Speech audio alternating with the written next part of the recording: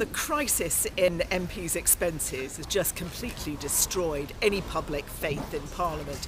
And I have to tell you, as an MP, I'm in a state of shock and outrage at some of the things that have happened and the abuses of the system.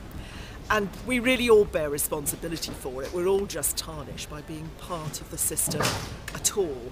Now, I hope I've done the right thing. That I haven't claimed a second home, I haven't claimed for local travel, I haven't claimed for food, but in the back of your mind you're always going, have I behaved as well as I should in all of this process? And I do believe the public actually has to have its say, and I've been calling for a general election because we need that catharsis to clear the air. But some of the steps that have been taken do begin to take us forward. Finally, the Speaker has gone, and he's not a scapegoat. It's that role is so important. It needs to be providing reforming leadership. And so this Speaker, who is really part of the past and the sort of gentleman's club view of how Parliament works, simply had to go. That's a beginning. And we've got some interim rules that at least mean there will be much more transparency and that there are some real limits on the kind of outrageous expenses that MPs could claim. But it's just a start.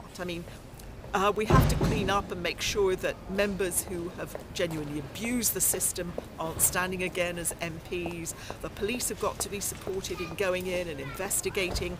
Where there's been fraud, there should be prosecutions. That has to happen. But we've also got a chance, I think, to really reform this system in a way.